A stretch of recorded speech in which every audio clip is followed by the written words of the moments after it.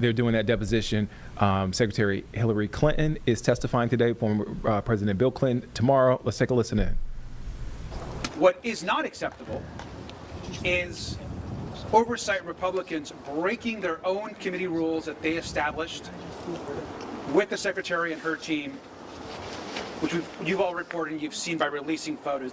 Not acceptable, and it was gracious of the Secretary and her team to continue the deposition. What we also want to say at this very moment is it's becoming more clear every single day is the questions continue to build around this DOJ and the White House and the focus of the majority. We want to understand right now where the missing FBI files are. These are files that accuse the President of the United States about serious accusations around sexual abuse. And the fact that they're not in the files and have been apparently either removed or discarded is incredibly concerning. And so we're calling on Attorney General Pam Bondi to immediately release those files. And lastly, I want to also add that this committee has now set a new precedent about talking to presidents and former presidents. And we're demanding immediately that we ask President Trump to testify in front of our committee and be deposed in front of Oversight Republicans and Democrats. And that should happen immediately. He is the person that appears almost more than anyone else in the committee, and it needs to happen right now. Mr. Chairman, do you distinguish at all between a president and a former president and a sitting president? I mean, is there something in there? Because they will say, wait a minute, we know what, I think what the court ruled on his immunity. We should depose the person that is mentioned in the Epstein files almost more than any other person next to Ghislaine Maxwell, and that's Donald Trump. Mr. We're going to have a couple comments, and then we're going to go ahead. I'm going to answer a couple questions. Thank you. Thank you. House Republicans need to get serious about this investigation. I understand now fully why Secretary Clinton wanted to make this deposition and her hearing public, because the reality is we're talking to the wrong person today. Who we should be talking to instead are people who are actually mentioned in the files, people who have made misleading statements about their relationship with Jeffrey Epstein. Earlier today, Chairman Comer mentioned being open to talking to Secretary Lutnick. Well, let's get him in. Let's talk to Secretary Lutnick instead. Let's talk to someone who is neighbors with Jeffrey Epstein, who actually associated with Jeffrey Epstein, not someone who had never ever met Jeffrey Epstein to their knowledge. And so let's try to talk about people who will help us with our investigation, and let's release the 2.5 million files so we can know who else to talk to, and so we can do right by the victims and actually bring justice. Thank you. Thank you. I'm Congresswoman Yasmin Ansari, representing Arizona's 3rd District. I am extremely appalled by the Republican chairman's behavior today and by the behavior of the entire committee and how unserious they are about this investigation. Let's remind the country about what we are actually talking about. Jeffrey Epstein, Ghislaine Maxwell, and a list of many rich and powerful people from around the United States and around the world abused and raped more than 1,000 people who were children, many of whom were children at the time. And today we are sitting through an incredibly unserious clown show of a deposition where members of Congress and the Republican Party are more concerned about getting their photo op of Secretary Clinton than actually getting to the truth and holding anyone accountable. I also want to talk about the reporting from this week and the fact that we now know that the Department of Justice, in their ongoing cover-up, the most egregious cover-up in American history, intentionally seem to have redacted more or withheld more than 50 pages of allegations from a minor against President Trump. Do not forget that Kash Patel went in front of the Senate Judiciary Committee and said under oath that the FBI had no credible allegations of any other people being involved in this child sex trafficking operation. These documents that the Department of Justice intentionally has withheld from the American public in regard to the allegations against President Trump came from the FBI. The FBI had interviewed this witness 4 times. You do not do that if it is not serious. So Kash Patel needs to be immediately brought back before the Oversight Committee. He needs to answer these questions again, and we need answers immediately. Again, America is watching. Young people in this country are watching to see if powerful people will continue to protect other powerful people and whether or not Congress will actually hold these perpetrators accountable. Thank you. Wesley Bell, Missouri's 1st Congressional District, and as a former prosecutor, I've been involved in leading investigations in serious offenses, and this ain't it.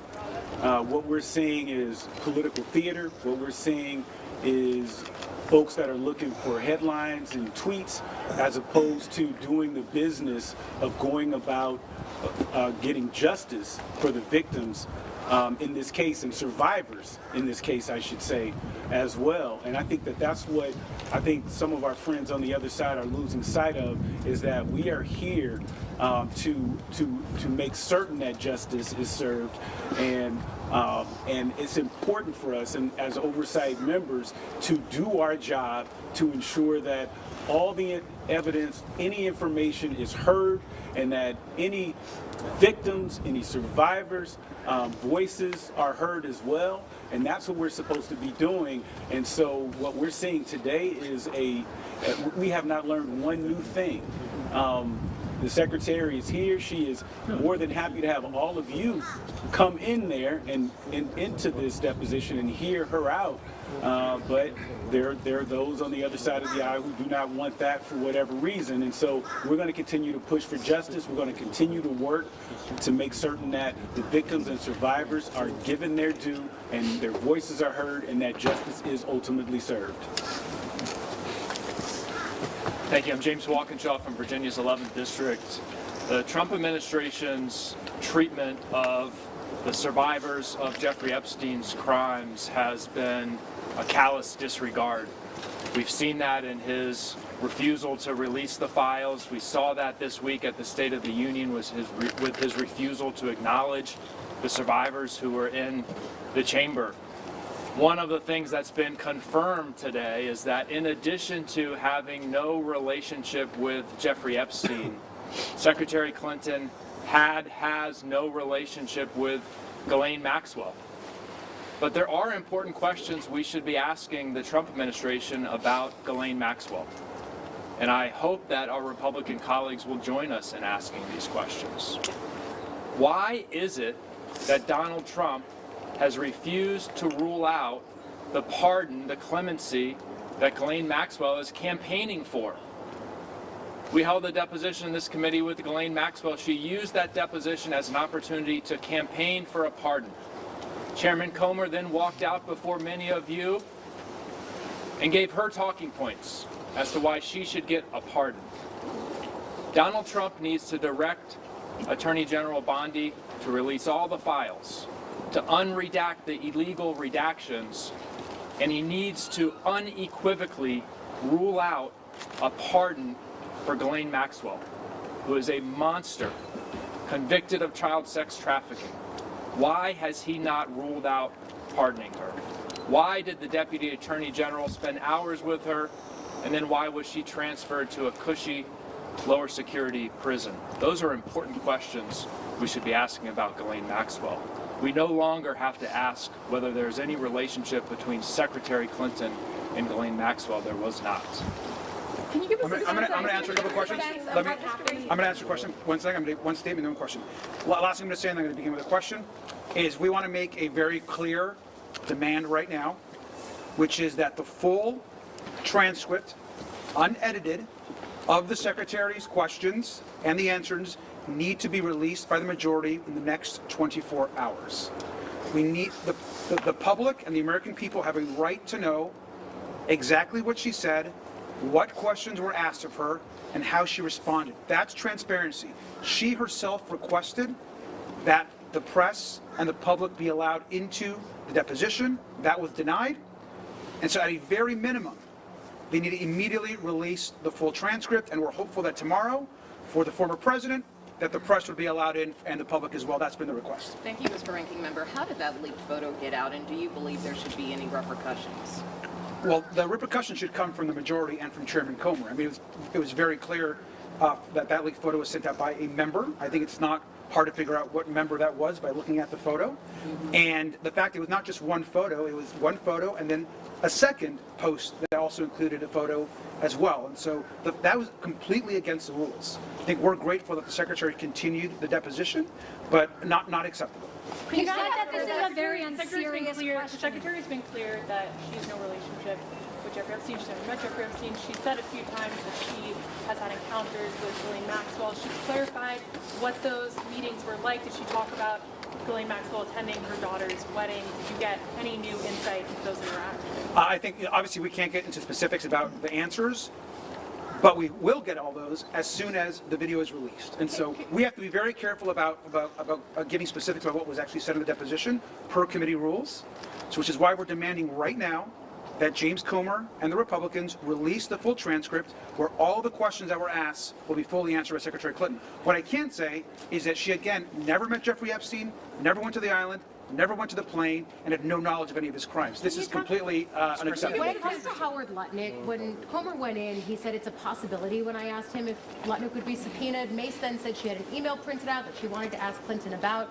What was that line of questioning like in the room, and was there any discussion about moving forward on a request or a subpoena for Lutnick? We've made the request of Howard Lutnick. It is unacceptable that we have the Commerce Secretary who has lied and lied and lied about his relationships with Jeffrey Epstein, the fact that he went to the island, he went on the plane, he went into business with Jeffrey Epstein, and yet sat there in a chair with a reporter and lied to the American people. He should resign today.